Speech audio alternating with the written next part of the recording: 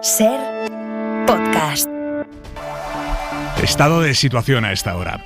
El PSOE ha cerrado su acuerdo con Esquerra, pero todavía no con Junts. Muy probablemente será mañana, pero no hay nada claro de que vaya a ser mañana tampoco. Los socialistas querían registrar ya hoy la ley de amnistía, pero habrá que esperar. La cuestión es ¿cuánto? El acuerdo con Esquerra incluye el compromiso para la ley de amnistía, pero no sabemos nada más, no sabemos los detalles ni el alcance. Realmente sobre la amnistía lo único que sabemos por ahora es que colma las expectativas del PSOE y de Esquerra y punto, nada más. El acuerdo que han firmado hoy los dos partidos, PSOE y Esquerra, incluye también dos novedades. Una es puramente política y la otra tiene que ver con el dinero. La política es que el PSOE ha aceptado que haya una figura, alguien que verifique el cumplimiento de su acuerdo con Esquerra. Lo llaman una personalidad de reconocido prestigio. Veremos quién encaja ahí. Y la novedad financiera, la que más cola va a traer en los próximos días, más allá obviamente de la amnistía, la novedad financiera es que el gobierno condonará parte de la deuda que Cataluña tiene con el Estado, 15.000 millones de euros. Es parte de la deuda que se acumuló durante la crisis económica, cuando las comunidades no podían salir ellas solas a los mercados para financiarse y utilizaron para ello un fondo estatal, porque no era lo mismo salir tú sola, si eras Cataluña, eras la Comunidad Valenciana, que salir en un fondo estatal. El Fondo de Liquidez Autonómico, el FLA. ¿Se acuerdan del FLA? Estuvimos años con el FLA para arriba, el FLA para abajo. Bueno, ha pasado una década, pero todavía ahí queda mucha deuda pendiente. Deuda de las comunidades con el Estado. A Cataluña se le van a condonar 15.000 millones de esa deuda. Pero para evitar agravios comparativos que pudieran derivar en una sublevación autonómica, se va a permitir que todas las demás comunidades pidan también que se les condone deuda a ellas. Teóricamente, aquí se les va a perdonar deuda a todas, salvo a Euskadi y a Navarra, que van por su propio camino, que tienen su sistema propio, que no entran en ese mecanismo, pero a todas las demás sí se les va a condonar deuda. Los presidentes autonómicos de muchas otras comunidades han salido en tromba esta tarde-noche a decir, oye, a mí también. Incluso algunos hacen ya sus propios cálculos de cuánto se les tendría que perdonar a sus territorios aplicando la fórmula que se ha pactado para Cataluña. No solo los presidentes autonómicos del PP advierten de que van a exigir igualdad, también ha salido, por ejemplo, a avisar de ello, a decir, exigiremos igualdad, el presidente de Asturias, Adrián Barbón, que es del PSOE. Pero a pesar de que este mecanismo de condonación de deuda se va a aplicar, insisto, teóricamente a todos, el PP ha encontrado ahí un asidero para renovar su argumentario de crítica a Pedro Sánchez. Hoy dejan al margen la amnistía, llaman ida, y acuden a la deuda. ¿Qué les va a beneficiar a sus comunidades también? Pues da igual. La cosa es decir que Sánchez compra a los independentistas con dinero de todos. Feijóo ha llegado a escribir esta noche que nadie conoce el límite de la inmoralidad de Pedro Sánchez. La inmoralidad. ¿Qué pasa en la oposición? Que siempre hay alguien dispuesto a decir una más gorda, y habitualmente es Isabel Díaz Ayuso. Ayuso ha escrito esta tarde, hoy la democracia se vende, el silencio del PSOE convierte a los socialistas de todas las comunidades en independentistas. Ahí es nada, todos los socialistas de todas las comunidades ya son independentistas porque Ayuso lo dice. Socialistas de Murcia, independentistas. Socialistas de Don Benito, independentistas. Es tal el nivel de exageración que cualquier crítica legítima, y mira que hay ángulos posibles desde los que criticar esta negociación, cualquier crítica tan sumamente sobreactuada queda diluida en el terreno de lo caricaturesco. En la mesa del análisis de Hora 25, Lola García, directora adjunta de La Vanguardia. Lola, buenas noches. ¿Qué tal? Buenas noches. Valentina Martínez Ferro, politóloga, consultora, exdiputada del Partido Popular. Valentina, buenas noches. Muy buenas noches. Y Carlos Cue, corresponsal político del País. Carlos, ¿cómo estás? Hola, buenas noches. Es jueves, es 2 de noviembre, un día atravesado por los efectos del temporal. Para las próximas horas, ¿qué esperamos? Jordi Carbó, buenas noches. Buenas noches. Que el viento siga soplando con mucha fuerza. Antes comentábamos que ya ha pasado lo peor, pero no es cuestión de bajar la guardia. Ya hemos visto hoy las terribles consecuencias que trae consigo el viento, más en sitios donde ha llovido, donde los árboles es más fácil que el viento los tumbe, y especial atención en dos puntos del país. Por una parte, Galicia y todo el Cantábrico, especialmente el litoral, ya que el viento aquí también todavía con rachas cercanas a los 100 km por hora a lo largo de mañana y marcado oleaje, olas que pueden superar los 10 metros, además con ratos de lluvia. Otro punto de atención, y con malas noticias para el incendio de Valencia, es cerca del Mediterráneo y en todo el Valle del Ebro. Viento también muy fuerte mañana, de nuevo rachas máximas alrededor de los 100 km por hora.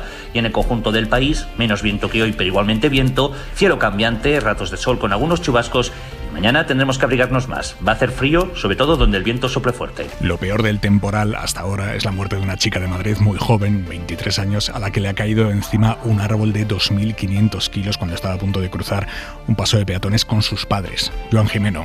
Un árbol de 20 metros de altura que ha caído en pleno centro de Madrid, que ha matado a esta chica de 23 años y que ha herido a otras 5 personas. En Barcelona, otro árbol que se ha partido por la mitad en el patio de un colegio ha herido a 7 niños y a 2 adultos. El viento ha soplado y todavía sopla fuerte. En Galicia ha habido rachas de hasta 170 kilómetros por hora y olas en el mar de 7 metros en la costa de A Coruña. Allí en Galicia ha habido además también cortes de luz que han afectado a miles de personas. Ciudades como Valencia, como Madrid o Sevilla han cerrado parques. Además, en Valencia también se ha cerrado parte del principal puerto de la ciudad. El último balance de AENA es de 81 vuelos cancelados en 10 aeropuertos distintos. Llegamos al aeropuerto y nos encontramos con la cancelación momentánea sin previo aviso. Muchos problemas también por tren, sobre todo en el norte del país, en Galicia, en Asturias y en Cantabria. Un temporal, Kiran, por el que han muerto además 2 personas en Francia, otras 2 en Bélgica y una en Países Bajos. Y a esta hora el ejército se está sumando a la extinción de un incendio que el viento está complicando mucho en Montitxelvo, en el interior de la provincia de Valencia. Hay 800 personas evacuadas. Allí está el periodista de la SER, Xavi Blasco. Xavi, adelante. Hola, buenas noches. Poco después de las 9 llegaban a la localidad de Ador las primeras unidades de la UME, también otras se incorporaban al puesto de mando de este incendio ubicado en la localidad de Llagnou. Como bien dice, son unas 800 personas las que ya han sido desalojadas en estos municipios. Las autoridades han ordenado sobre las 6 el desalojo de Terratets, más tarde a las 7 se desalojaba también Castellonet de la Conquesta y las urbanizaciones Ermita y Montecorona de Ador. En esta población solo ya son unas 450 las personas desalojadas. También destaca una residencia de usuarios de personas con enfermedad mental, la residencia Balcó de la Safor. Desde las 8 de la tarde también se han desalojado urbanizaciones en la localidad de Villalonga, concretamente Tarrasó, La Corona y La Escaplisa. Ahora mismo los esfuerzos de los bomberos es intentar mantener el fuego, que no cruce el río Serpis, porque podría complicar muchísimo la noche, ya que se llegaría a una zona muy habitada y en unas condiciones, como bien decíamos, muy adversas para la extinción del incendio. Gracias, Xavi. Y en la contra de Hora 25...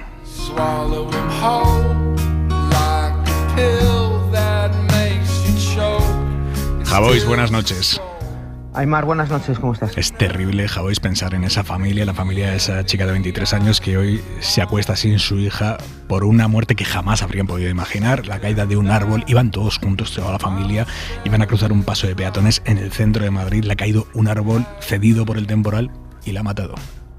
Sí, cualquiera es incapaz de acercarse siquiera ni quiere acercarse al dolor que puede sentir una familia cuando ocurre algo así. Tampoco creo que haya mucho sentido en morir aplastada por un árbol de 1.300 kilos en pleno centro de una capital europea. También sé que hay cosas que simplemente no tienen sentido, que simplemente no se pueden evitar, otras sí. Mira, la vida cambia de significado a velocidades tan inesperadas, a veces tan tremendas. Yo hoy perdí 2 trenes. El segundo lo perdí porque estaban cortadas un par de calles del centro de Madrid. Estaba cortada Alonso Martínez y creo que estaba cortada Génova, no lo sé. Imagina la desesperación, imagínate la rabia, imagínate las llamadas pidiendo nuevos trenes para intentar llegar hoy a la hora que tenía que estar en Sevilla. Imagínate mis palabras, qué mala suerte tengo, no se puede tener peor suerte, esto no me puede estar pasando, esto decía, ¿no? Antes de saber por qué estaban cerradas esas calles. Y luego cuando llegué a la estación pensaba, qué importante es la información. Qué importante es levantar el foco y dar con el contexto de lo que ocurre. Qué importante es no reaccionar. Esto que hice es humano y lo hace cualquiera, no estoy reprochándome esto, pero qué importante es a veces, si trasladamos esto que ha ocurrido, en no reaccionar antes de saber todo lo que ha ocurrido y todo lo que nos ha pasado, ¿no? Y piensas que absoluta realidad es a veces la vida y todos los que andamos por aquí sin saber muchas veces por dónde andamos.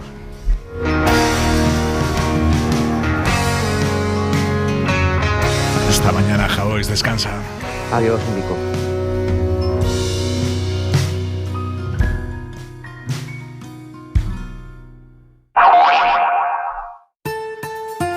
Hora 25. Aymar Bretos.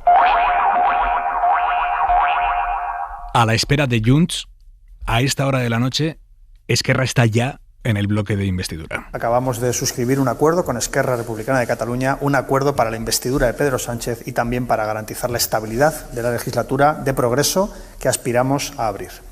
Seguimos avanzando rumbo a la investidura de Pedro Sánchez y rumbo a una legislatura estable de progresos, de avances y de convivencia. Ese es el objetivo que tenemos y el que queremos llevar a cabo. Hoy quien gana es Cataluña. Hoy quien gana es Cataluña. Una amnistía que es para tothom. Gana Cataluña en el ámbito de una amnistía que es para todo el mundo. Una amnistía sin exclusiones. Una amnistía sin excepciones. Una amnistía para todos aquellos que están implicados, que participaron de alguna manera u otra en el 9 de noviembre o en el 1 de octubre, en el Tsunami Democratic o en los CDR. Todos aquellos que participaron en algún acto de protesta en contra de sentencias que eran evidente y marcadamente injustas. Vamos ahora con el detalle del acuerdo con Esquerra que defendían así Bolaños y Junqueras, pero es que por mucho que Esquerra esté dentro, sin Junts no hay investidura y no hay legislatura. Y eso es lo que está en el aire a esta hora. Xavi Abelló, buenas noches. Hola, buenas noches. Te cuentan, Xavi, que algunos de los dirigentes de Junts que habían viajado hoy a Bruselas para un posible anuncio de acuerdo se están volviendo a Barcelona esta noche. Sí, Junts está enfriando ahora mismo la posibilidad de que el acuerdo vaya a ser inminente. El partido trabaja con la previsión de que mañana probablemente tampoco se produzca la fumata blanca, porque según fuentes del partido no han visto claro algún aspecto de la ley de amnistía sobre el que quieren garantías por escrito. De hecho, Puigdemont hace unos minutos ha justificado en sus redes sociales que todas las precauciones son pocas al tratar con el sistema político español, dice, y que no van a cambiar esa prudencia por muchas prisas que tengan algunos. Un mensaje dirigido al PSOE. Lo cierto es que el partido lo tenía todo preparado para el anuncio esta mañana, una sala de prensa alquilada y organizada, una logística que por ahora ya no se prevé para este viernes. Incluso algunos de los dirigentes, como decías, de la cúpula que se habían desplazado, algunos de ellos para ratificar ese posible acuerdo, están regresando ahora a Barcelona, aunque también otros se han quedado para seguir con esta negociación junto a Puigdemont. Por lo tanto, estas son las señales que emite a esta hora Junts, señales de enfriamiento. Los socialistas confían en lo contrario, confían en que en las próximas horas se cierre ese acuerdo con los de Puigdemont.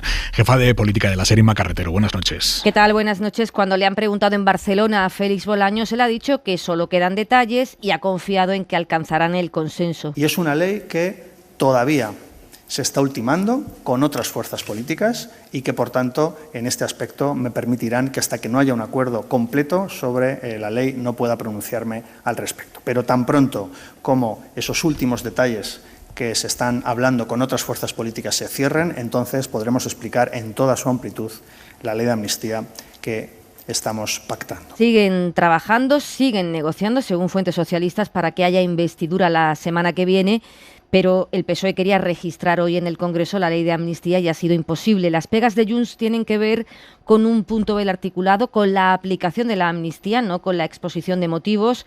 Niegan en Ferraz que el problema esté en un nombre concreto al que amnistiar. Lo cierto es que esta mañana Junts tenía preparada una sala de prensa en Bruselas para que compareciera Puigdemont. Ha estado horas el expresidente con la cúpula de Junts y al final por la tarde han desmontado el set cuando ya estaba en marcha el acuerdo con Esquerra. El resultado de la jornada de hoy es que Esquerra ha capitalizado las banderas de Junts, la ley de amnistía y la figura del mediador, porque el documento del PSOE y de Esquerra habla de crear un mecanismo que acompañe y verifique las negociaciones entre ambos partidos. Una de las reclamaciones de Junts era un relator internacional, el PSOE lo pacta con Esquerra en términos más rebajados, siempre, decimos, en una mesa de partidos, aunque mantienen el foro de diálogo entre gobiernos, dicen ya que en una segunda fase tras el compromiso de la amnistía. Ese no relator, sino mediador light, esa persona de reconocido prestigio que va a verificar si se cumple lo pactado entre PSOE y Esquerra, la persona de reconocido prestigio, lo escriben ellos.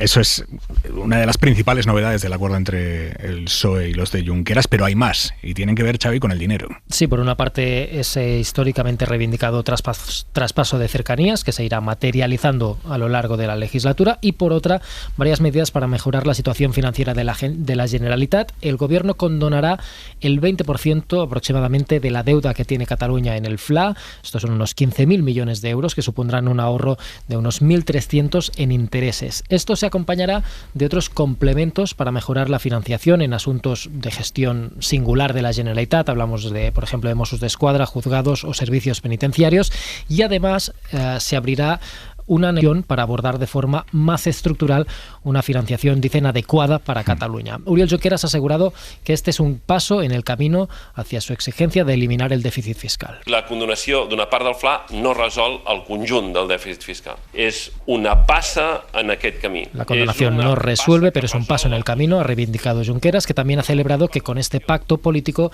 vaya a ser el Govern de la Generalitat y no los partidos, y por lo tanto eventualmente Junts, quienes continúen liderando la negociación sobre el futuro político de Cataluña al darle continuidad a la mesa del diálogo entre gobiernos. Por su parte, Esquerra se compromete a dar estabilidad al gobierno durante la legislatura mientras se vayan cumpliendo todos estos acuerdos. Como en los próximos días se va a hablar muchísimo de este tema de la condonación de la deuda, vamos a poner bien los cimientos de qué estamos hablando.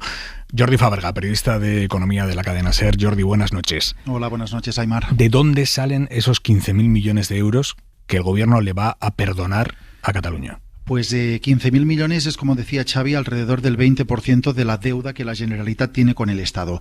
Cataluña es la comunidad que más dinero debe a ese Fondo de Liquidez Autonómica, ese FLA. Le debe en total algo más de 71.000 millones de euros, que es dinero que ha recibido del Estado en los últimos 10 años. Y se ha calculado que de esos 71.000 millones, unos 15.000, el 20%, se explican por el impacto que tuvo la crisis financiera de hace una década. Y esa es la parte que se va a perdonar a Cataluña según el acuerdo firmado hoy entre Partido Socialista y Esquerra. ¿Y esto se va a aplicar exactamente igual al resto de comunidades o ahí empiezan los matices? Esto es así para todas las comunidades autónomas, para todas las que tienen deudas con el FLA, que son todas menos Madrid y menos Euskadi y Navarra, que no se rigen por el sistema de financiación autonómica común. Pero hemos visto que en el caso de Cataluña se perdona el 20% de la deuda y esa cuantía, ese porcentaje, no tiene por qué ser la misma en todas las comunidades, según nos explican desde el Gobierno en funciones. Porque lo que se va a hacer es calcular qué parte de la deuda que tiene una autonomía con el FLA se explica por esa crisis económica de hace una década. Y esa es la parte que se perdonará. Así que falta conocer la fórmula exacta para poder decir qué cuantía se perdona a cada comunidad autónoma, porque no será el mismo porcentaje a todas, aunque sí que habrá perdón de la deuda para todas. Nos has dicho, Jordi, que todas las comunidades, salvo Euskadi y Navarra, que se rigen por su propio sistema, pero todas las comunidades menos Madrid tienen deuda con el FLA. Entonces, en el caso de Madrid, ¿qué va a pasar? Ahí, lógicamente, el Estado no puede perdonar nada porque no tiene nada que perdonar, así que lo que va a hacer es, el Estado va a asumir una parte de la deuda que Madrid tiene con terceros. Es decir, como no le puede perdonar deuda con el Estado, le va a pagar una parte de la deuda que tiene que devolver a otros para que de esta manera... Estamos hablando de proveedores. Proveedores, de la Comunidad de Madrid a bancos, a fondos, en los mercados, cuando ha emitido deuda, por ejemplo, ese dinero hay que irlo pagando a plazos. Y pues ahora tenga que pagar una parte, central le va a dar dinero, le va a pagar a una Madrid, parte de este dinero. No sabemos la cuantía de esa parte que va a asumir el Gobierno central, pero sí sabemos que esa es la vía que se va a utilizar para compensar a Madrid, que, como dices, es la única comunidad que no tiene deudas con el FLA. Jordi, gracias, buenas noches. Buenas noches. Temo que vamos a ir recurriendo a Jordi bastante en estos próximos días. A pesar de que la intención declarada del gobierno es que esta condonación de deuda se pueda hacer con todas las comunidades, o que todas las comunidades que quieran se puedan acoger a esta condonación, a última hora de hoy hemos asistido a un carrusel de exigencias públicas por parte de los presidentes autonómicos del PP, pero no solo del PP, también alguno del PSOE, exigencias de igualdad de trato respecto a Cataluña. Isabel Villar. Sí, exigencias que han planteado en cascada los presidentes autonómicos del PP, pero lo decías también un socialista, el asturiano Adrián Barbón, admite que aún no conoce el acuerdo, pero adelanta que pedirá lo que pide siempre. Yo pido igualdad de trato. Lo pido ahora y lo pediré en el futuro. Y eso significa que también en Asturias pues tendríamos que ver condonada una parte de nuestra deuda viva sin conocer el acuerdo, porque no conozco. Lógicamente yo voy a reivindicar como presidente del Principado de Asturias en la igualdad de trato con respecto a lo que se acuerde con Cataluña. Muchísimo más duros los presidentes del PP, el andaluz Juanma Moreno, poniendo ya incluso cifras. Reclama al gobierno que les perdonen 17.800 millones de euros, que sería, dice Moreno, el equivalente por población a la cesión del PSOE en Cataluña. La cántabra Sáenz de Buruaga advierte de que no van a aceptar ventajas a medida para Cataluña que discriminen al resto de comunidades. Y la extremeña, María Guardiola, sostiene que el pacto implica demoler la igualdad entre españoles. Tanto el murciano López Miras como el presidente de Castilla y León, Fernández Mañueco, amenazan con ir a los tribunales. También el valenciano, Carlos Mazón, que dice que el acuerdo es un castigo para quienes sí cumplen la ley. Y el aragonés, Jorge Azcón, acusa al PSOE de crear españoles de primera y españoles de segunda. En el marco de este asunto de la deuda es en el que esta noche Alberto Núñez Feijóo, el presidente del PP, ha dicho una de las frases más duras que se le recuerdan sobre Pedro Sánchez, presidente del gobierno. Dice Feijóo: nadie conoce el límite de su inmoralidad. Inmoralidad.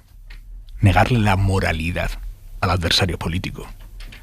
David Junquera, buenas noches. Buenas noches. Ese tuit y este enlatado de Cuca Gamarra son las últimas reacciones del PP. Hoy lo que se ha certificado es que las 155 monedas de plata de las que hablaba Rufián se han convertido en los 15.000 millones de euros que Pedro Sánchez va a pagar para comprar su investidura. Han ido los populares elevando el tono al calor de los acontecimientos. Hay que decir las cosas con claridad, porque si la casa se está quemando, pues mire usted, no vamos a andar con muchos matices, sino a intentar que la casa no se queme, ¿no? Aznar se pone el traje de bombero, pero, claro, tiene una manera de apagar incendios un tanto personal. El señor candidato Sánchez es un peligro para la democracia constitucional española. Ante ese peligro, el expresidente vuelve a llamar a la movilización. El que pueda hacer, que haga. El que pueda aportar, que aporte. El que se pueda mover, que se mueva. Pero se puede hacer muchas cosas menos una: inhibirse. No hay que inhibirse porque, mire usted, es que la amnistía no está contemplada en la Constitución y no es constitucional. Ha sido Aznar el más contundente reaccionando a todo lo que estamos viendo en las últimas horas, pero Feijóo no le ha ido a la zaga. Tras llevar al gobierno de España al borde del precipicio constitucional, Sánchez ha decidido dar un paso adelante. Por eso concluyen desde el PP. Suceder a Sánchez es una necesidad, es una urgencia vital en nuestro país. Aunque según Feijóo, Sánchez no se atreverá a dejar que España vote porque sabe lo que va a pasar. Sánchez lo sabe y por eso no quiere las urnas. Sabe que le he ganado. Los presidentes autonómicos del PP han ido condenando el acuerdo en cascada en las redes sociales. El sentir lo resumen estas declaraciones del portavoz del gobierno andaluz. Exigimos 17.800 millones de euros que nos corresponden por población, además de los 15.000 millones de euros que se nos deben por un mal sistema de financiación autonómica. Todas las comunidades preguntan qué hay de lo suyo y mientras Vox se pone en la onda de Aznar. Toca salir a la calle. Llamamos a todos los patriotas de España y de manera muy especial a los que viven en Cataluña para señalar y perseguir a los delincuentes y a los golpistas. Ignacio Garriga llama a defender España. Defender la nación para darla como legado a nuestros hijos y a nuestros nietos. Tanto PP como Vox han vuelto a confirmar que se sumarán a cualquier movilización social que se convoque contra los pactos que está cerrando el PSOE. Vamos ya con el análisis de esos pactos, del pacto que se ha cerrado esta tarde, el de PSOE y Esquerra Republicana. Lola García, directora adjunta de La Vanguardia, tu análisis del contenido y de las consecuencias de ese acuerdo. Bueno, yo creo que suena más de lo que en realidad es, y además es normal que Esquerra Republicana saque pecho, ¿no?, de lo que ha conseguido, pero al final lo que ha conseguido es un compromiso de traspaso gradual de Rodalies, del Servicio de Cercanías de Cataluña, que es algo que hace muchos años que se está reclamando, que es algo que además hay una directriz europea que dice que los servicios ferroviarios deben ser gestionados por las administraciones más cercanas, pero que de momento lo único que contempla es la creación de una empresa mixta entre Estado y Generalitat, que de momento solo se traspasan 3 líneas que tienen, digamos, principio y final en Cataluña, y que no son, digamos, por decirlo así, de interés general del Estado, y que progresivamente pues se irían traspasando el resto de bueno, también cuando Aznar pactó con Pujol el traspaso del tráfico a la Generalitat, también recuerdo que fue un escándalo impresionante y parecía que España se iba a romper de un día para otro. Y no ocurrió nada de eso y se pudo hacer. Pero pues ya digo que es gradual y que van a necesitarse unos cuantos años. En segundo lugar, el tema del FLA. Efectivamente, el FLA es un problema de todas las comunidades autónomas. Hay una cantidad de dinero ahí que el Estado pues hizo aquel mecanismo para que las comunidades autónomas se pudieran financiar en una época de una crisis brutal. Y todo el mundo sabía desde la época de Montoro que eso era incobrable, digamos. Es decir, es un montante que en ningún caso se estaba reclamando a las comunidades autónomas porque las autonomías no tienen capacidad para devolver ese dinero y el Estado lo sabe y lo sabe ya desde la época del Partido Popular. Es más, recuerdo alguna declaración de Rajoy diciendo que estaba contemplando la posibilidad de alguna quita y recuerdo que Montoro era defensor de una quita, de una condonación. Recuerdo también que era Guindos quien consideraba que en aquel momento no se podía hacer porque todavía estábamos intervenidos por la Unión Europea, por los hombres de negro, y que se iba a lanzar un mensaje muy negativo de que en fin, que se les estaba perdonando demasiado a los españoles. Esa cantidad de dinero, efectivamente, todo el mundo sabe que no se va a cobrar. El problema viene de ¿qué? De los intereses de esa deuda. Es decir, las autonomías ahora no están devolviendo ese dinero, están devolviendo intereses de esa deuda. Y esos intereses han subido mucho en los últimos tiempos, como lo sabe cualquier persona que tenga una hipoteca. En el caso de Cataluña, lo que se va a ahorrar, digamos, la Generalitat de Cataluña con este acuerdo de Esquerra Republicana son unos 1.300 millones en varios ejercicios. O sea, estamos hablando pues a lo mejor de 400 millones un año, de 300 millones otro, en fin. Quiero decir que parece que, escuchando algunas declaraciones, parece que se ha llegado al acuerdo del siglo. Yo creo, sinceramente, honestamente, que el pacto del Majestic fue bastante más, digamos, disruptivo, como se dice ahora, que este. Y por lo demás, pues se mantiene la mesa de diálogo con Esquerra Republicana y se considera que va a haber una persona de reconocido prestigio que más o menos tome nota de lo que allí se habla. Eso, Lola, me interesa mucho la información que tienes sobre esa persona de reconocido prestigio. No te pido el nombre, obviamente, si lo pues tuvieras, es que no lo sé, lo habrías publicado ya. Pero, ¿qué barajan? ¿Nos están pensando en un relator light? ¿En qué están pensando?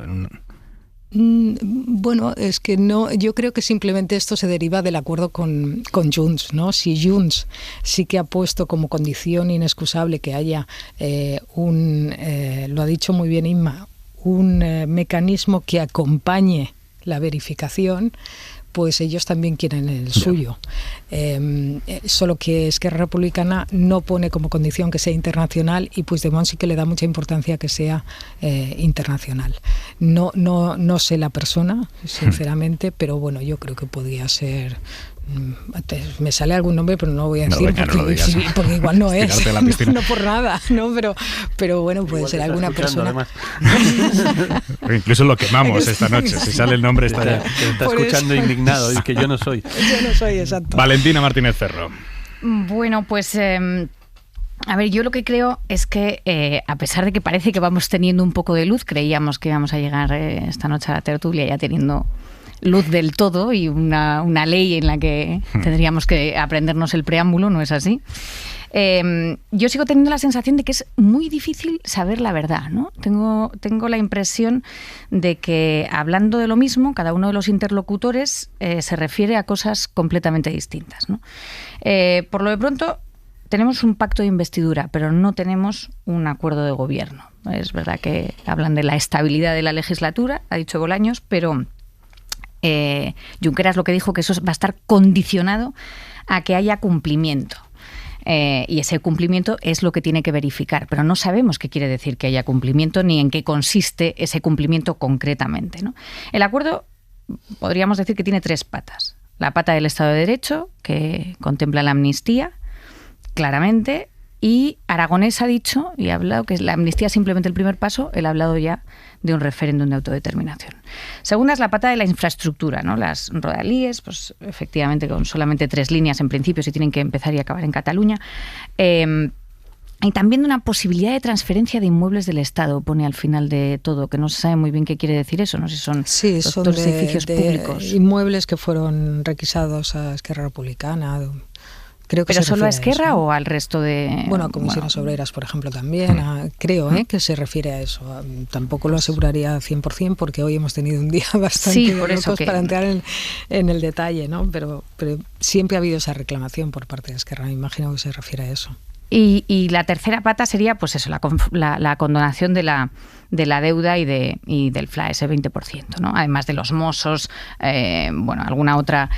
Y todo esto, pues efectivamente, en una mesa de diálogo, pero también hablan de un espacio. Es como si hubiese 2 escenarios, una mesa de diálogo y un espacio de negociación paralelas, ¿no? Eso por un lado. Por otro lado, lo que creo que es importante es que creo que nunca todo esto se hace a cambio de una investidura. Por lo tanto, nunca una investidura ha salido tan cara, y no solamente en términos económicos, que es de lo que estamos hablando, sino también en términos de dignidad, ¿no? Por la parte que tiene de cuestionamiento del Estado de Derecho, que en el fondo es la base de la democracia. Y es ¿Qué se ha caído ahí? Una botella. Se rompe el principio de igualdad y se rompe la separación de poderes, ¿no? Y todo esto pues con unos contenidos en algunos temas humillantes. Vamos a ver quién es el relator y esperemos que no sea internacional, claramente, pero vamos, es como si fuese un acuerdo entre Maduro y la oposición que hicieron la semana pasada. Y luego, en términos del principio de igualdad, no solo es la igualdad de trato que decía el presidente de Asturias, sino que ahora mismo con esta ley de amnistía tenemos que el mismo delito cometido por 2 personas en España en nombre de los mismos ideales, que podrían ser la independencia en el País Vasco y en Cataluña, tienen la misma pena, pero uno de ellos es amnistiado y el otro no. Y esto, en fin, crea un precedente que es muy, muy, muy, muy difícil de asumir, ¿no? Vamos a completar esta, que el pacto es muy amplio y de hecho no conocemos todavía del todo la parte de Junts, que seguramente dará todavía más que hablar porque efectivamente Junts tiene sus propias condiciones. Pero con lo que yo conocemos, yo creo que hay que poner un marco de análisis de verdad para no perderse en este país de locos, porque las declaraciones que habéis puesto justo antes de empezar esta tertulia, si las escucha alguien que acaba de llegar a España y que no tiene ni idea de qué está pasando en este país, se escucha esta tertulia ahora, se escucha este programa de radio, viene un señor que habla español, un señor de Colombia, aterriza aquí, escucha lo que está pasando y dice, Dios mío, ¿en qué país estoy? Este país está al borde de una guerra civil. ¿Qué está pasando? Estas declaraciones de políticos y de jueces también. La democracia española está en juego. Hemos sobrepasado todos los límites. El presidente es un peligro para la democracia del país. O sea, alguien que aterrice hoy, digo, he puesto colombiano, cualquier ejemplo de cualquier persona que no tenga conocimiento de lo que pasa en España, un argentino o un italiano, me da igual, o un alemán, que llegue y diga, pero madre mía. O sea, llegue hoy imaginemos un señor que llega hoy a su hotel, se pone en la radio y dice, madre mía, ¿qué pasa en España? Bueno, no es posible, de verdad. Por supuesto que es absolutamente criticable este pacto, sobre todo la parte de la amnistía, que sin duda es la más difícil es la más difícil de explicar y la que tiene más coste político, porque además el gobierno y el PSOE negó que iba a hacer esta amnistía y la está haciendo. Eso es evidente, pero no puede ser, de verdad no puede ser que España se rompa sistemáticamente durante los últimos 40 años cada vez que gobierna la izquierda. Es que sencillamente no aguanta ningún análisis lógico, es que no tiene sentido. Entonces, lo de la condonación de la deuda, que es un asunto súper delicado evidentemente, pero tiene tantas aristas y tantas explicaciones, luego supongo que no me quiero enrollar, luego nos entraremos, pero de verdad no se puede romper España porque hay una condonación de deuda general a todas las autonomías. Luego ahora veremos cómo se reparte. Sobre la condonación de la deuda, y más allá de que ese mecanismo vaya a afectar a todas las autonomías o no, es llamativo que negaba hace solo unos días que fuera a existir una condonación de la deuda. Hace exactamente una semana María Jesús Montero, ministra de Hacienda, vicesecretaria general del PSOE, negociadora socialista, negaba activamente aquí en la SER que fuera a haber una condonación. Esto contestó Montero en Radio Galicia, de la cadena SER, a las preguntas del periodista Ricardo Rodríguez. Sabe que el presidente de la Xunta, Alfonso Rueda, lleva varias semanas alertando de que no tolerará una condonación de deuda a Cataluña. ¿Esto está sobre la mesa en la negociación? No, es que se lo inventan. Es que lo curioso es que las comunidades del Partido Popular se inventan las cuestiones. En este caso ha sido el señor Rueda, daría igual que fuera el señor Moreno Bonilla, y de pronto empiezan a especular y dicen no vamos a tolerar. Oiga, es que eso no ha ocurrido, y como eso no ha ocurrido, no se puede hablar de tolerar. Pero esto de hacer una política desde el Partido Popular de permanente enfrentamiento entre los territorios, me parece que no nos conduce a nada bueno. Todos tenemos que ser capaces de beneficiarnos de la ventaja. Esto es exactamente lo que dijo María Jesús Montero, sin corte, sin edición, sin trampa ni cartón. Sí, no, es que el gobierno y el PSOE en general tiene un problema dramático con sus palabras. Tiene un problema dramático con su explicación de las cosas. Porque si efectivamente, yo de hecho, a mí la información que tenía es que esto se iba a producir, porque en privado sí te decían esto se va a producir, pero insistían, en cualquier caso será siempre para toda España, que era un elemento fundamental. En ningún momento se hará una cosa que sea solo para Cataluña. Y por eso hoy Bolaños, cuando ha presentado el acuerdo, ha insistido. Esto va a ser extensible para todas las autonomías. Es decir, el FLA, uno de los asuntos que tiene es que efectivamente Cataluña ha ocurrido, porque Cataluña es una de las comunidades clarísimamente más endeudadas de España, que en fin, que la gestión es ampliamente discutible, la gestión de la Generalitat de Cataluña, de los sucesivos gobiernos, que le ha llevado a ese endeudamiento, efectivamente. Pero lo cierto es que no es la única. La segunda que más ha acudido al FLA es la Comunidad Valenciana, que en la Comunidad Valenciana insisten por una cuestión en términos de PIB, incluso Cataluña, pero en términos de PIB es primero es la Comunidad Valenciana. Efectivamente, tienen menos dinero, pero más dinero por habitante. La tercera es Andalucía, que también está gobernada por el Partido Popular. Entonces, aquí se va a producir, hoy hay muchas palabras, hoy hay mucha sobreabundancia, porque en España tenemos una gran facilidad, en algunos círculos sobre todo, de decir, se rompe España. Pero esto llevará una negociación, acabará en una ley, irá al Congreso, habrá un montón de debate, y acabará necesariamente en un acuerdo, porque a Andalucía, a la Comunidad Valenciana y a todas las comunidades del PP que gobierna casi toda España ahora, les interesa. Vamos con ello ahora mismo. Hora 25. Hora 25. Aimar Bretos. La batalla política sobre la amnistía se está librando también en el terreno judicial y sin que se haya registrado aún la proposición de ley. Varios de los vocales conservadores del Consejo General del Poder Judicial están maniobrando para emitir una declaración durísima, ya no contra la amnistía, que también, sino contra el gobierno. Van a intentarlo en el pleno que se ha convocado ya oficialmente para el lunes. Pedro Jiménez, buenas tardes. ¿Qué tal? Buenas noches, Aimar. El presidente interino del Consejo ha convocado ese pleno extraordinario para el lunes, Pedro.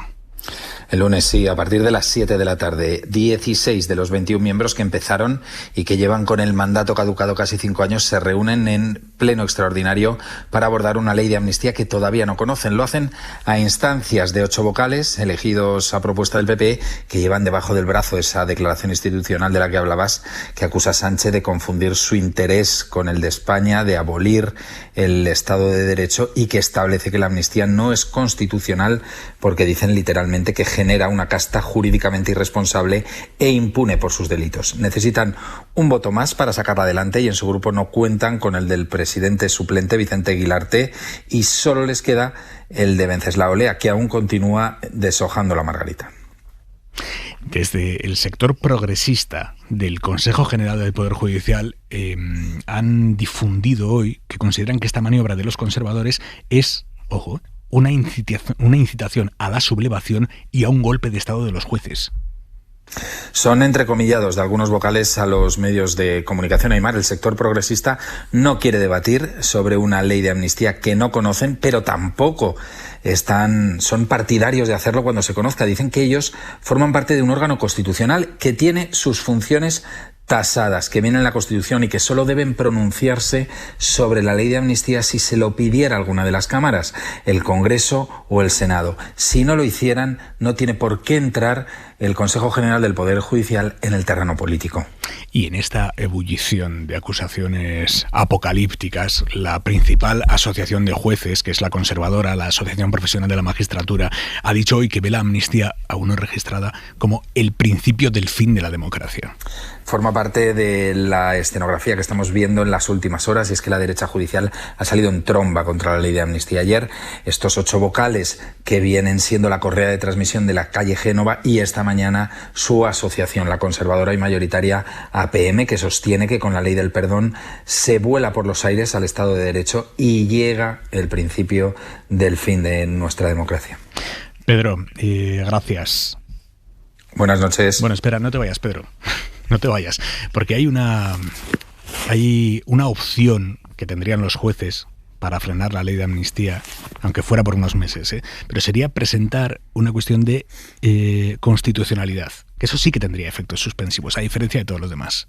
Sí, tendría efectos suspensivos, y además es que nadie duda de que el Supremo va a elevar una cuestión de inconstitucionalidad en cuanto a la ley de amnistía haya entrado en vigor y tenga que aplicarla, con lo que efectivamente quedará en suspenso hasta que el Tribunal Constitucional resuelva sobre el fondo. El plazo medio del Tribunal de Garantías para resolver este tipo de asuntos es de más de un año. Sin embargo, fuentes del Tribunal Constitucional consultadas por la SER reconocen que la ley de amnistía tendrá una indudable trascendencia constitucional por su afectación al interés general, y que de esta forma se le dará máxima prioridad a su tramitación para resolver en un sentido o en otro en un corto espacio de tiempo que estas fuentes estiman que será de alrededor de 3 meses. Ahora sí, Pedro, gracias, buenas noches. Buenas noches, Aymar. Explicas hoy en La Vanguardia, Lola, que la redacción de esta ley de amnistía trata de acotar la posibilidad de que los jueces puedan alargar su aplicación, y que se ha redactado bajo esa premisa, bajo la premisa de que los jueces van a maniobrar para sortear la ley.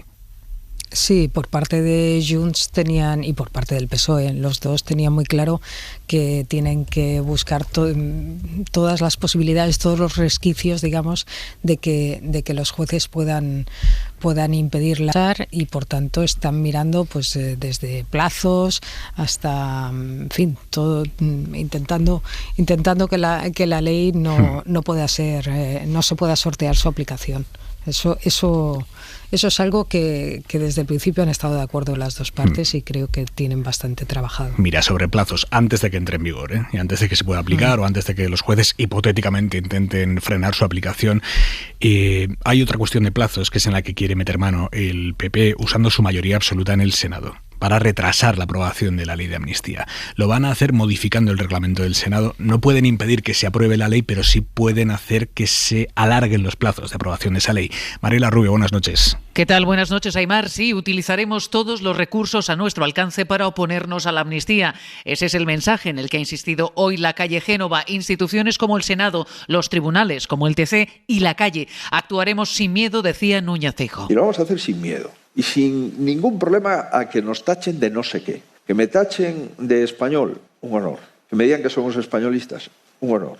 Que me digan que tensionamos la calle. ¿Cómo que tensionamos la calle? De momento el PP activa ya su mayoría absoluta en el Senado para dilatar la aprobación de una futura ley de amnistía. Para ello ha registrado una iniciativa que pretende modificar el reglamento de la Cámara. El objetivo es dilatar los plazos de tramitación de la norma. Hablaba así Pedro Rollán, presidente del Senado. Evidentemente el Grupo Parlamentario Popular, yo no soy su portavoz, pero sí que pertenezco a ese grupo, no va a facilitar la tramitación de esa ley. La reforma que propone el PP pasa por que la mesa de la Cámara, en la que los populares también tienen mayoría, pueda decidir unilateralmente si se aplican o no los plazos de los procedimientos de urgencia. Y esto es clave porque si se modifica este punto de estar solo 20 días en el Senado, la ley de amnistía pasaría a poder estar hasta 2 meses antes de recibir luz verde. Bueno, yo creo que la estrategia política es muy clara desde hace semanas. El Partido Popular tiene una sola baza para evitar que Sánchez sea presidente y que haya una repetición electoral que le dé una segunda oportunidad, y es poner lo más nervioso que pueda a Junts para intentar que efectivamente, como estamos viendo, estamos a día de hoy, se esperaba el cierre del pacto, no se ha cerrado, para intentar que haya una presión, una tensión en el último momento, y que ese pacto que se está fraguando se acabe rompiendo, Sánchez no consiga el pacto con Junts y por tanto nos vayamos a nuevas elecciones, y ahí evidentemente Feijóo tiene una segunda oportunidad. Y para llegar a esta estrategia, ¿qué tiene que hacer? Subir el diapasón todo lo que pueda y lanzarle un mensaje a Junts muy claro de ojo, que la amnistía, por mucho que Sánchez te la dé, nosotros vamos a complicarla al máximo. Eso que podría llegar a hacer, o que está intentando el PP, ya lleva en esto desde el verano, ¿qué está intentando hacer el PP? Que Junts suba el precio. Que Junts diga, bueno, pues como el PP se va a dedicar a intentar destruir la amnistía y a retrasar la amnistía, pues yo quiero más garantías. Y quiero que me pongas claramente que, en fin, que me garantices que lo vamos a tramitar por urgencia y no sé cuántos y que vas a reformar el reglamento que haga falta para que se tramite. O sea, complicar la negociación.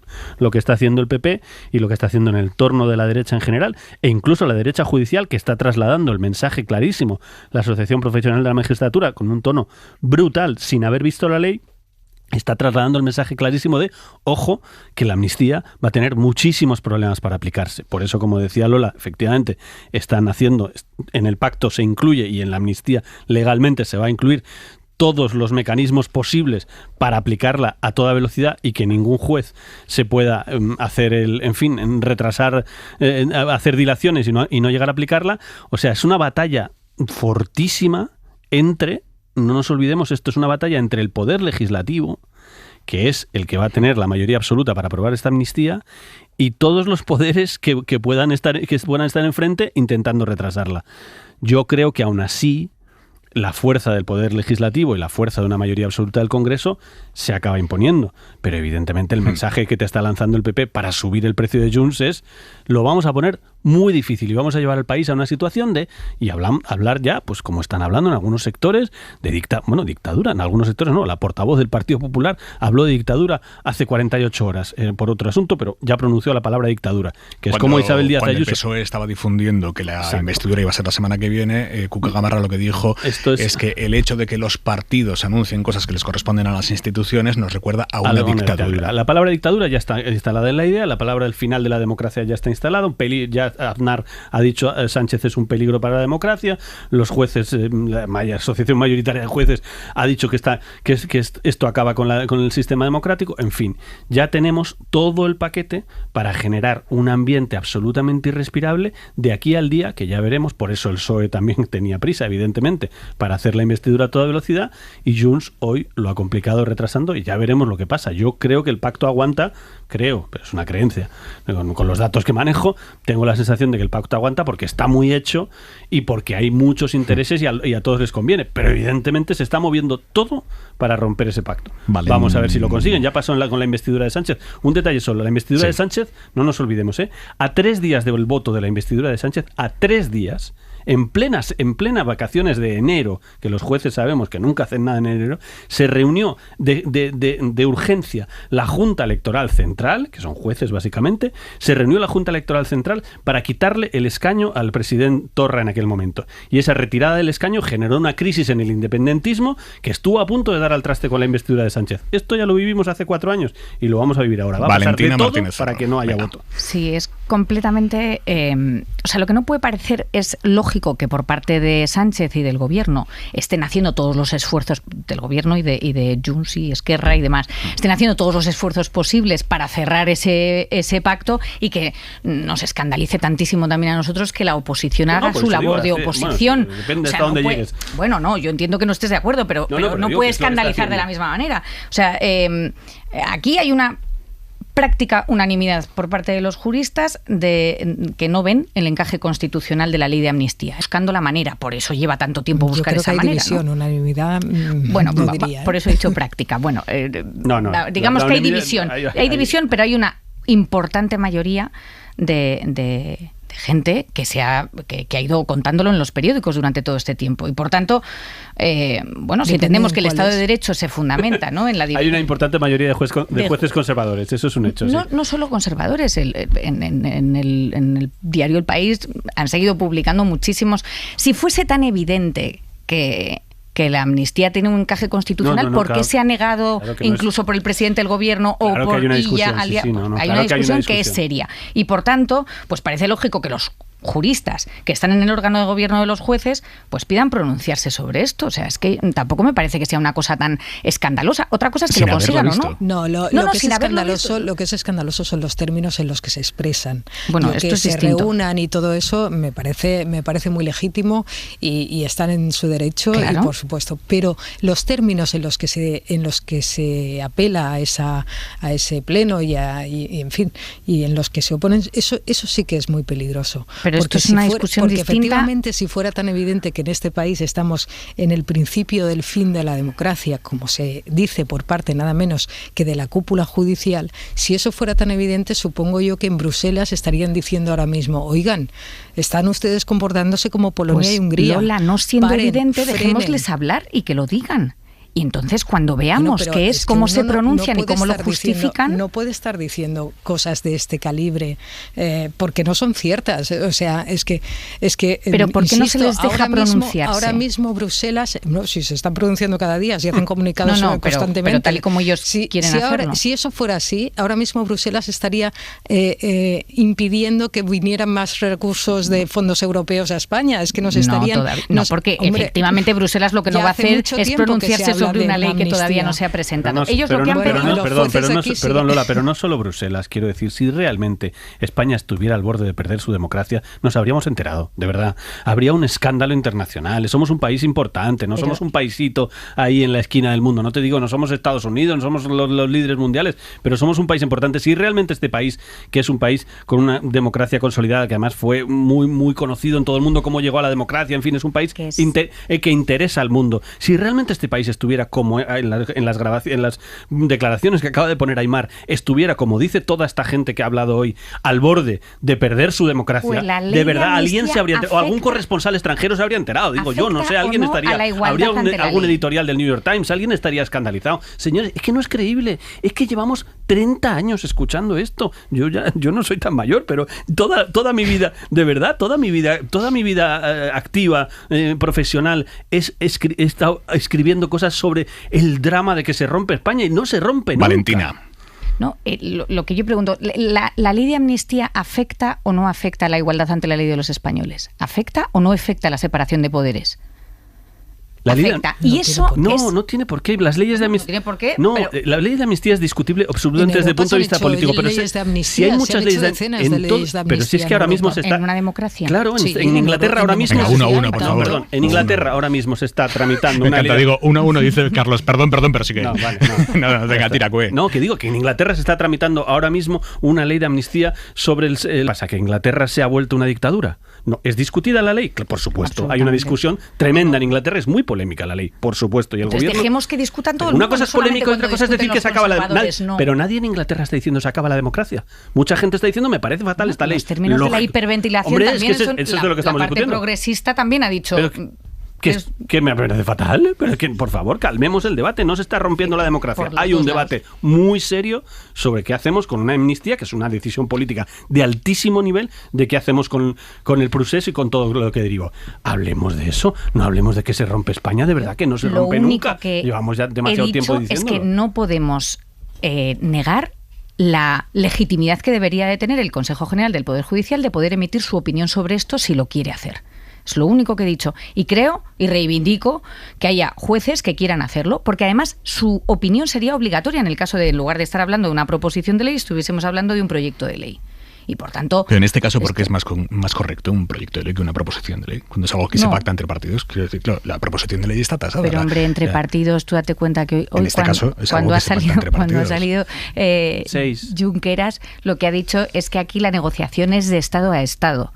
Y de gobierno a gobierno. Y entonces es bastante curioso, claro, es bastante curioso que sea de gobierno a gobierno cuando ellos eran primero, no está en el gobierno de la Generalitat, y segundo, ahí se supone que era el Partido Socialista con Esquerra Republicana, y se ve que no. En fin, todo es bastante... no es para hiperventilar muchísimo, pero desde luego es para estar más que preocupado. Es que hay algo que se está diciendo estos días, y es al Consejo General del Poder Judicial se le acalla, tal. Bueno, hay dos formas de presentar una ley cuando quien está detrás es el partido del gobierno. en un caso es que la presente el gobierno y el gobierno la mande al Parlamento, y entonces ahí sí tienen que pronunciarse todos los órganos consultivos, el Consejo General del Poder Judicial, el Consejo de Estado, y hay otra fórmula que es que los partidos políticos, que es en este caso lo que se va a hacer, o sea, quienes impulsen una ley a través... el gobierno, porque está en funciones. Claro.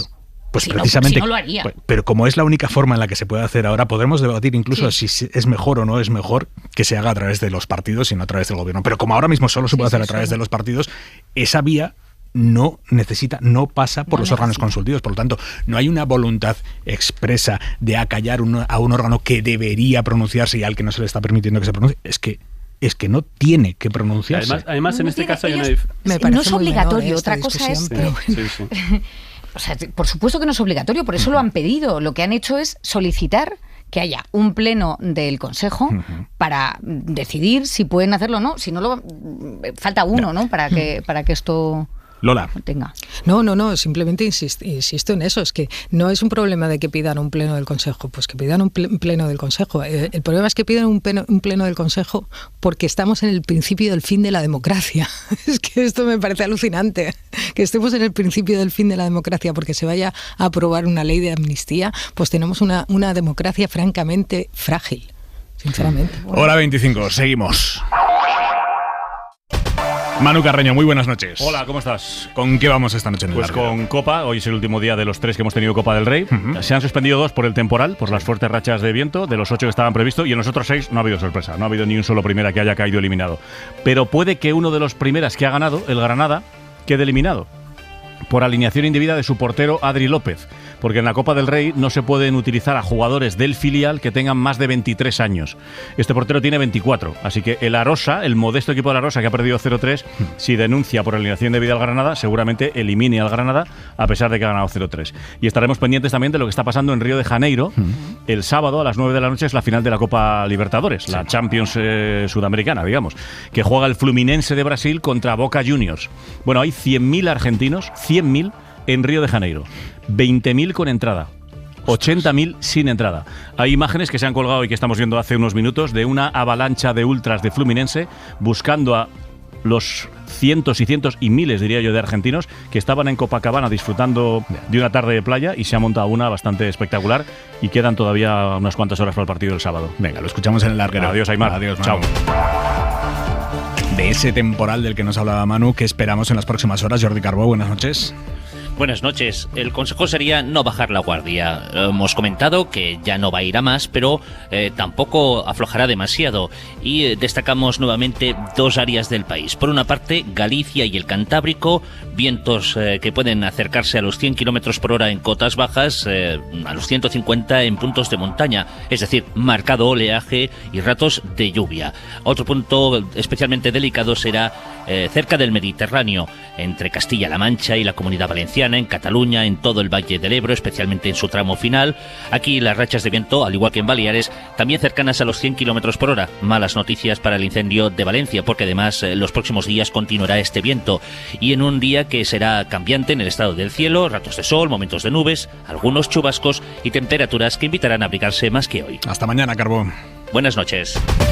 Las fortísimas rachas de viento que ha dejado este temporal han tumbado hoy en Madrid un árbol de 2.500 kilos con tan mala suerte que ha caído sobre una chica de 23 años que iba con sus padres por el centro de la ciudad y la ha matado allí. En agosto, una palmera cayó en el Raval de Barcelona, mató a otra mujer. Hace un par de semanas, quizás recuerden lo mucho que nos reíamos todos con el vídeo ese, que se cae la palmera, que se cae la palmera. Bueno, la palmera se cayó, no pasó nada, pero al lado de la palmera estaba pasando otro señor y podía haber pasado. ¿Por qué se están cayendo los árboles? ¿Se caen más ahora que antes? Juan Picos, profesor en la Escuela de Ingeniería Forestal de Pontevedra, de la Universidad de Vigo. Buenas noches.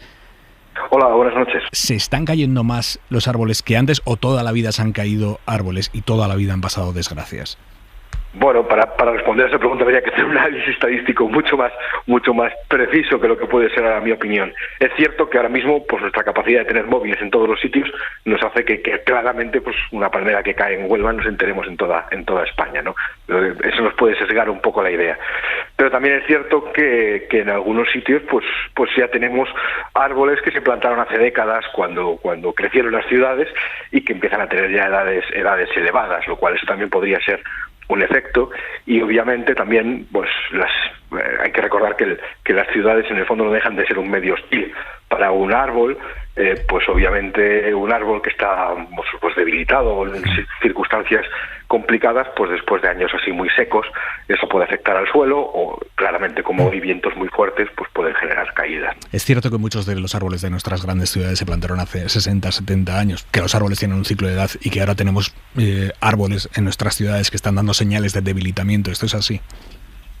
Sí, además incluso también hay que contextualizar que cuando se eligieron determinadas especies hace 60 o 70 años, pues probablemente a día de hoy no elegiríamos, precisamente porque pueden ser más vulnerables, por ejemplo, a vientos, o incluso los tratamientos que se hacían hace ya más años de podas muy radicales, pues han generado unas pudriciones que hay árboles que pueden tener dentro que no pueden ser tan evidentes y que nos pueden generar también riesgos. Tenemos la capacidad técnica de saber qué árbol es susceptible de caerse ante un temporal muy fuerte como el de hoy. Quiero decir, hoy no ha sido un poco de viento, no, ha habido un temporal muy fuerte, pero tenemos capacidad de prever qué árboles pueden ser susceptibles de caer y talarlos antes.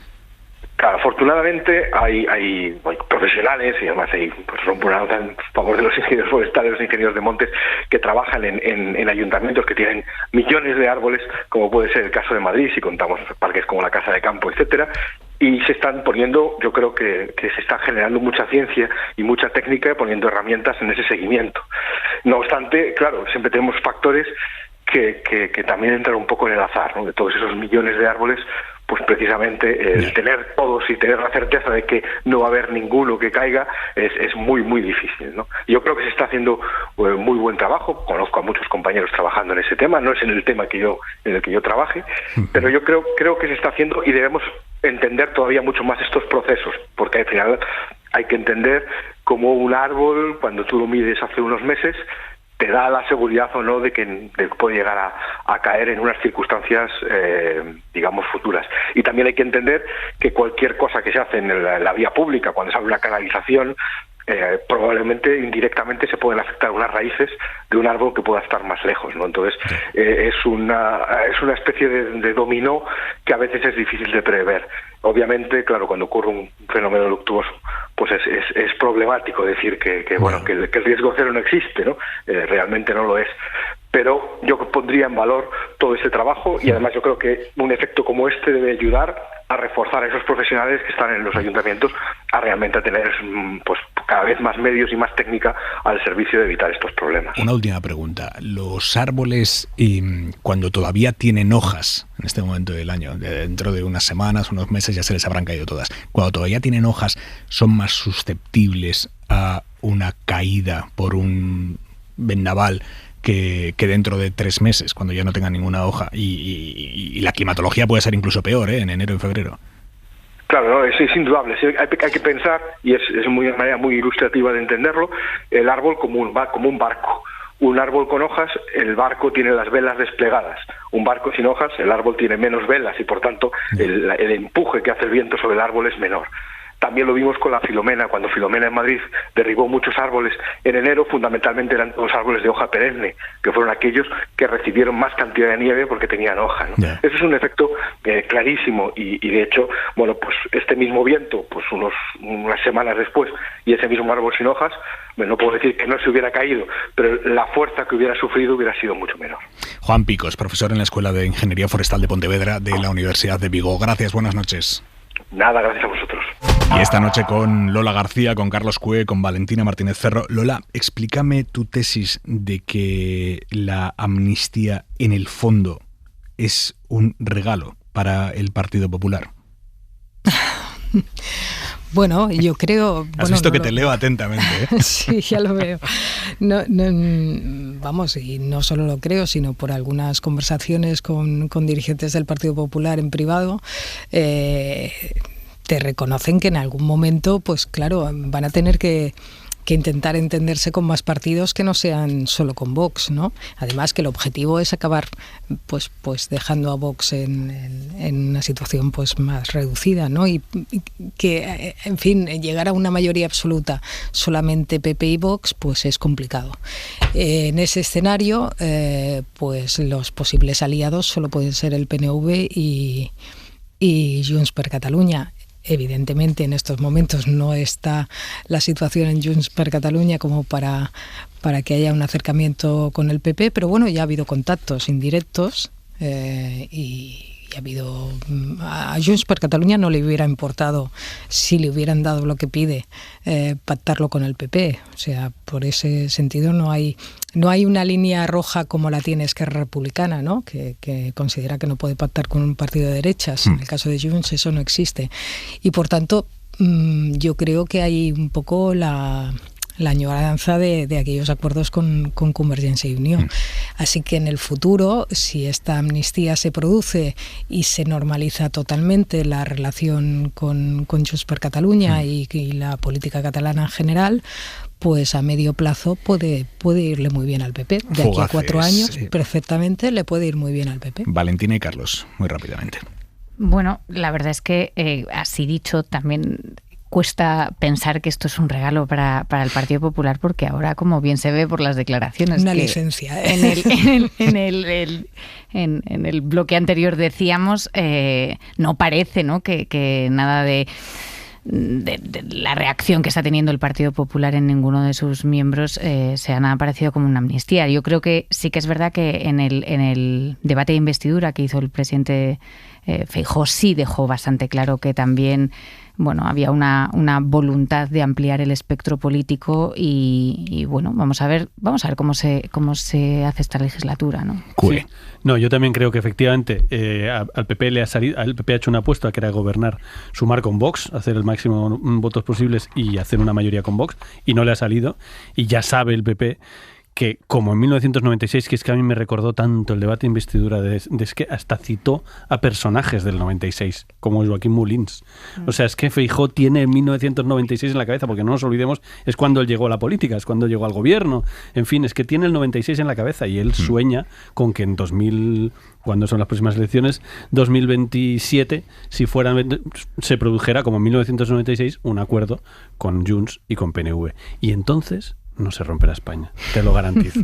Hoy les estamos contando en la SER la declaración ante el juez del que fue abogado de Luis Bárcenas, Javier Gómez de Liaño. Se le escucha relatar cómo el PP emprendió una operación de persecución y espionaje también contra él para que silenciara las filtraciones de Bárcenas sobre la Gürtel, sobre los sobresueldos que cobraba en el partido.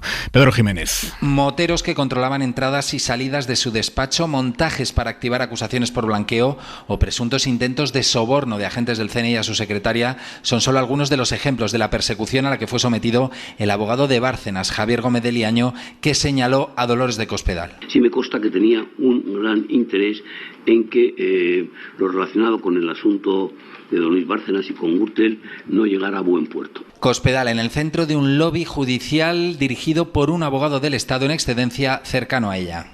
Del abogado del Estado de quien se habla como director del lobby judicial, creo que se dice, ¿verdad? Lobby. Yo en estos momentos, al día de hoy, y he hecho el esfuerzo por saberlo con el fin de poder venir a declararlo, no lo sé.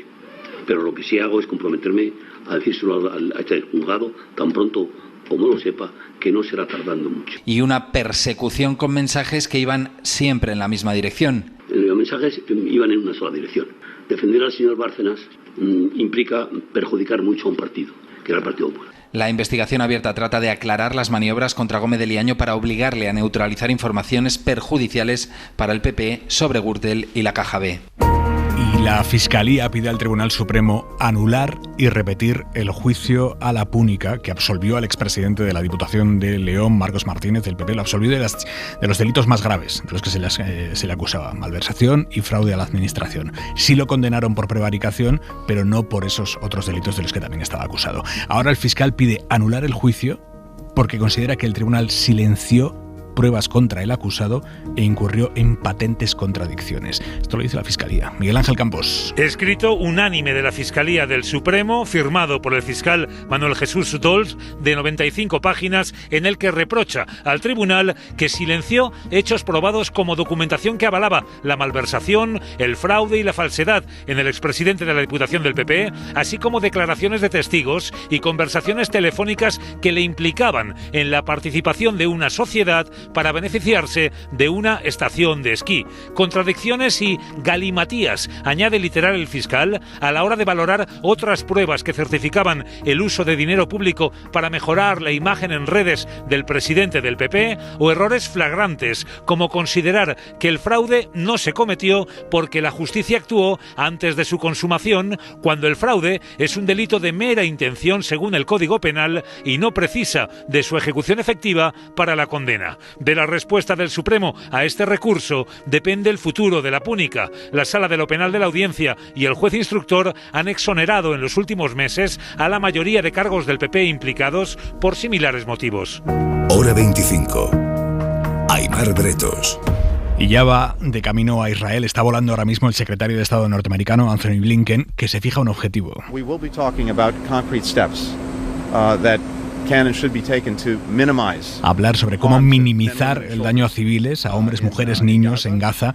Hasta en Estados Unidos, que da y va a seguir dando un apoyo cerrado a Israel, empiezan a poner el foco también en el número de civiles muertos palestinos. De momento son más de 9.000 los palestinos, quizá no todos civiles, pero 9.000 los palestinos en estas casi 4 semanas de bombardeos que han muerto, según las autoridades de la franja que controla Hamás. Isabel Villar. Sí, mientras Israel ha admitido que 19 soldados suyos han muerto durante la invasión terrestre, invasión que les ha permitido ya cercar completamente la capital del enclave, la ciudad de Gaza. Un portavoz del ejército